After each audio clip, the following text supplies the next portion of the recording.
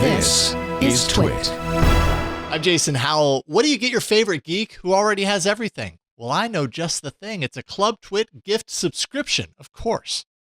TWiT podcasts keep them informed and entertained with the most relevant tech news and podcasts available. And with a Club TWiT subscription, they get even more. They get access to all of our podcasts ad-free, the members-only Discord, exclusive outtakes, behind the scenes and special content, and exclusive shows like Hands on Mac, Hands on Windows, and the Untitled Linux Show. You can purchase your geek's gift at twit.tv/clubtwit, and they're going to thank you every day for it. Right now, the pandemic continues to just wreak havoc on all of us here around the world economically, and big things continue to happen in the tech sector, whether it be Amazon, whether it be Google, or even Salesforce, HP. All of these folks here in Silicon Valley are taking a hit regarding layoffs and employment. And unfortunately, we've had one more to pop up this week, and that's the folks over at Meta and Facebook, as Mark Zuckerberg had to let some people go. And today we're joined by Gerrit De Vynck, who covered this story here on the Washington Post. So let's bring Mr. Gerrit on to talk a little bit more about the details and some of the ins and outs of this story. Welcome, Mr. Gerrit. Yeah, thanks. Glad to be here. Appreciate you joining us today. So yeah, as I mentioned previously, it's sad that this is something that seems to be pretty much common right now. We don't know how long this is going to go on, but a lot of us here in the industry have seen this coming, a bit of foreshadowing, because the economy is pretty craptastic right now. What happened with the folks at Meta and Facebook?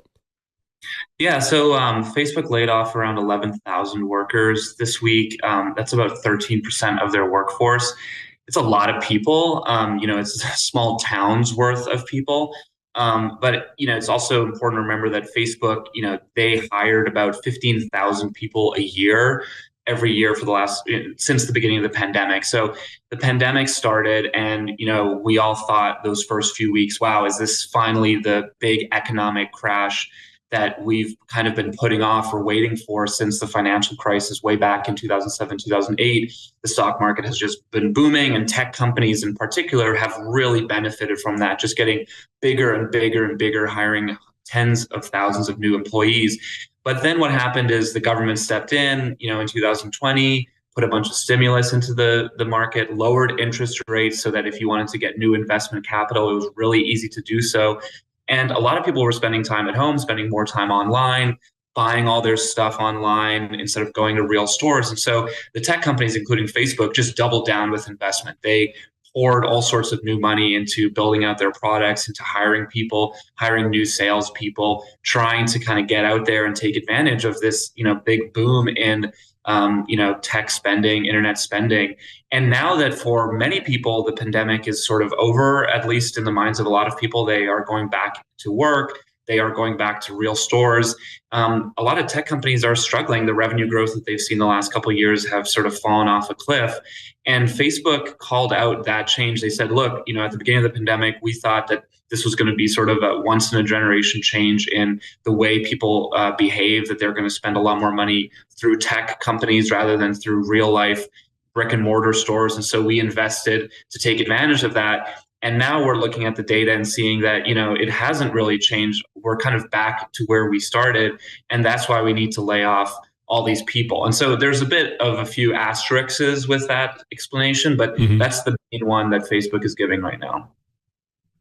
Well, invested in the workforce to take advantage of folks that were allegedly trying to deal more with an online presence. That seems like a good idea, but is that the only investment that Facebook made? Because I got a hunch that Facebook is putting its chips in this whole virtual space. Was that another part of the problem why they're losing money left and right?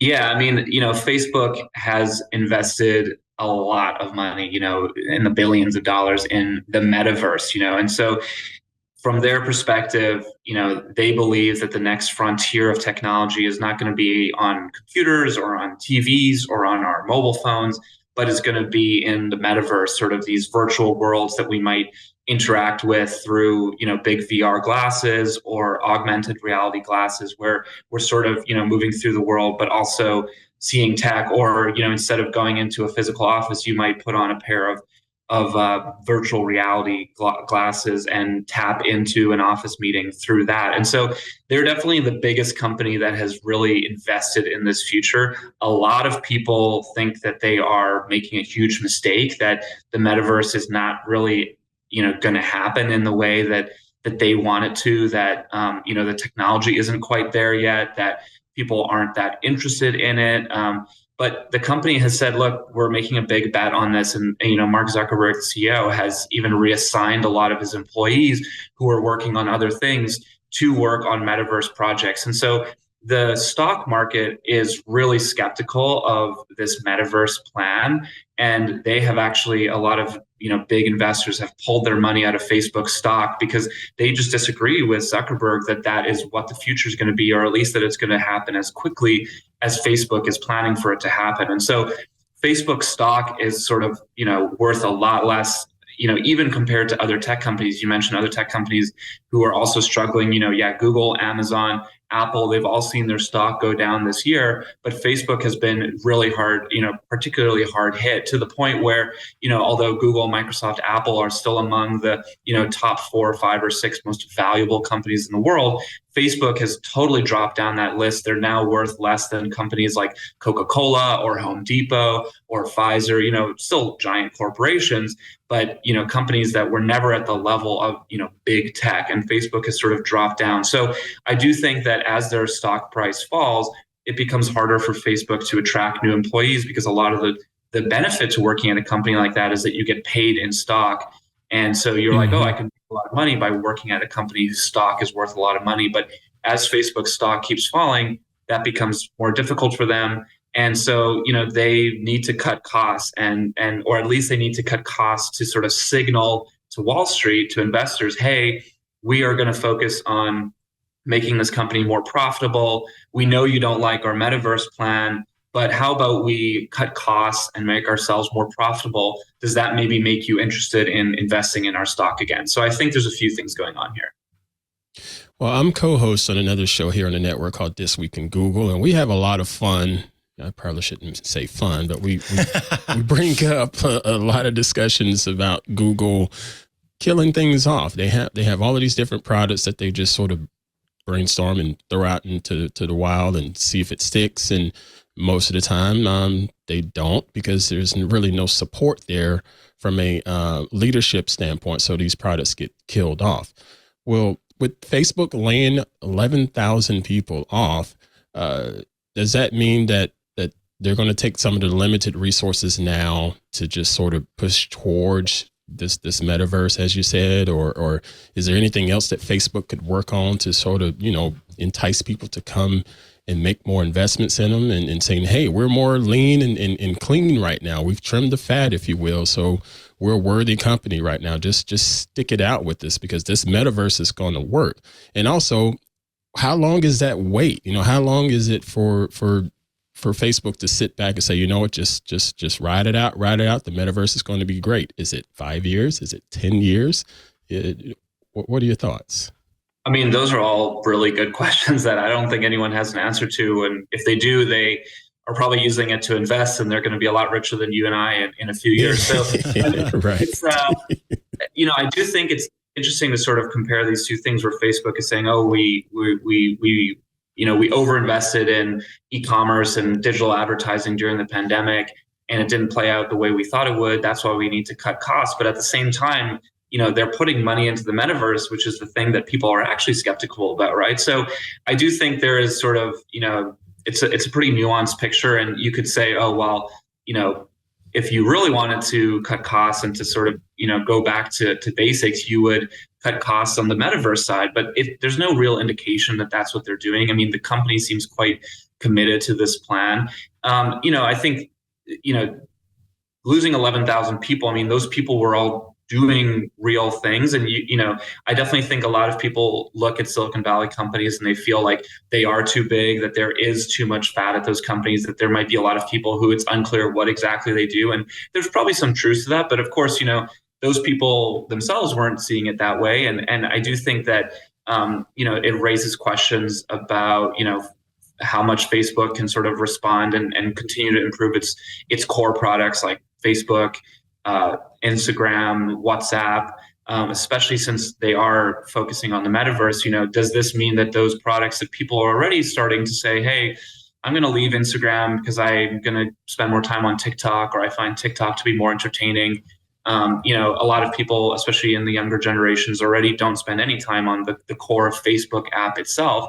And so I think, you can start to say, oh, well, people, is this company sort of admitting defeat in those, apps that it built its entire business on, and of course are still immensely profitable and generating huge amounts of money for the company despite these tough times. But is the company sort of saying, maybe we are just going to not be investing or iterating as much in those products and just kind of let them ride it out? I don't think we have proof of that necessarily. We don't know exactly among these 11,000 people, what their particular jobs were. There is some talk about a lot of them being HR people or salespeople. And, I think for, tech engineers, particularly, they see those jobs as, not necessary. But of course, those are the people who bring the money in. They also are the people who keep the company running. Keep the lights on. Lights on, exactly. And so, especially when it comes to things like, even customer service is essentially non-existent at Facebook.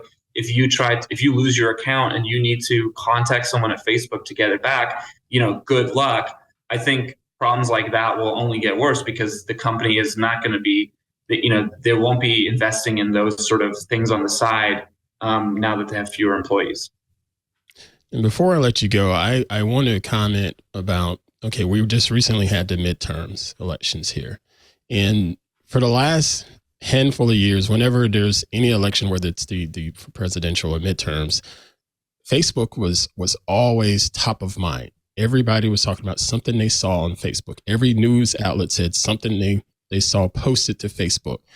I can't say that I heard a lot of that during this recent midterm. Is that yet another signal of, Facebook and Meta is pretty much in trouble right now? Yeah, I think that's a good question. I still think that there's a ton of activity happening on Facebook. There's way more people on Facebook than there are on Twitter, even though Twitter is the one that we have been talking a lot about the last week or so because of Elon Musk taking over the company and beginning to change things. So I definitely think, yeah, exactly. We can have a whole nother show if we want to talk about him. But, I think we can't take our eye off the ball when it comes to Facebook. The company is still very, central to the way that people understand the world, to where they get their news. A lot of older Americans, people who vote at higher rates than younger people, they get their news from Facebook. They get good news. They get misinformation from Facebook. They form their opinions through interacting with other people on there. So I don't think that Facebook necessarily decides what the election results are, or, totally changes society, but it definitely plays a really important role. And I think even if the company invests less, or maybe people start using those platforms less, it's not going to go away overnight. These are platforms that have millions and millions of people on, way more people are on Facebook than on any other, major social app.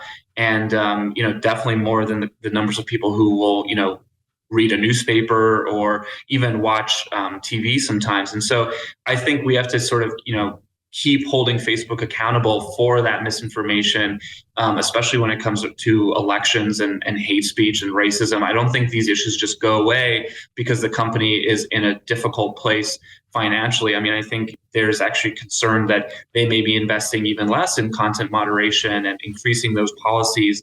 In the same way that there's been a lot of criticism about Elon Musk's cuts at Twitter and concerns that cutting staff will make it harder for the company to deal with misinformation and to deal with hate speech on its platform. I think we need to keep continuing to ask those questions to Facebook as well. Nice. Well, Mr. Gerrit, I really do appreciate you joining us today here on Tech News Weekly. Where can we find more of the things that you're working on and some of your stories? Yeah, they're all at WashingtonPost.com, and my Twitter is just my first name and D, so at GERRITD. If you want to follow me there, that'd be great. But yeah, happy to be here. Outstanding. Thank you so much for joining us, sir. Anytime.